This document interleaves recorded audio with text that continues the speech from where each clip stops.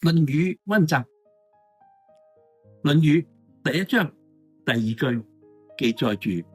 有子嘅說話。佢話：有子曰：其為人也孝弟而好犯上者，鮮矣；不好犯上而好作亂者，未之有也。君子務本，本立而道生。孝弟也者，其為人之本與。呢句說話含有好豐富嘅內容，其中一個字點出咗儒家文化嘅出現嘅原因，就係呢個字亂。我哋知道儒家文化同所謂諸子百家文化都係產生喺呢個春秋時期，而春秋時期根據司馬遷先生佢記載就係一個亂嘅世界。司馬遷先生記載春秋之際，弒君者30無。喺春秋時期以下犯上殺君王嘅有36件，亡國52，有全當時大概140、150個國，其中有50個係滅亡咗。諸侯奔走，不能守其社稷者，不計其數。呢個好明顯就係一個天下嘅亂。嗰個亂嘅原因就係周朝自從武王伐紂之後，周公佢一個不世嘅天才，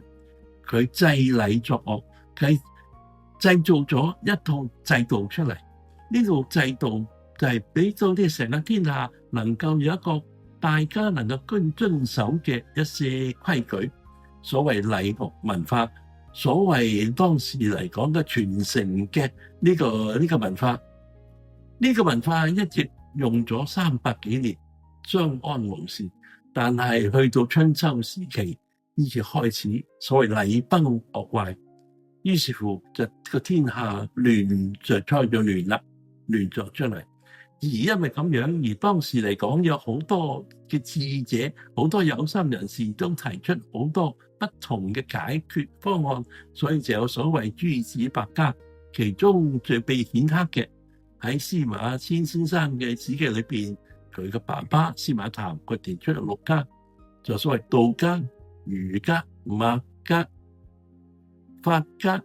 陰陽家、名家，都係唔同嘅人提出一啲唔同嘅現在所謂解決方案。而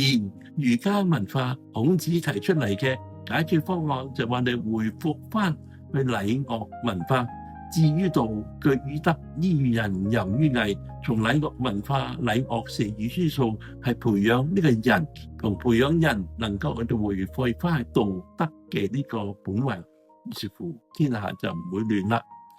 其他智者又提出其他嘅方案，所以你知道我哋諸子百家，我哋嘅傳統文化嘅興盛，都係因為呢個春秋時期一個亂呢個情況，令到我哋激發到我哋人嘅思考，激到人嘅對生命嘅探索，而得出嘅不同嘅方案。所以我哋唔需要擔心話而家天下會亂啦。我哋只要能夠回歸翻人嘅本質、天地嘅本質、道德嘅本質，我相信我哋一樣可以揾出一個真真正正能呢個社會和諧嘅方法嘅。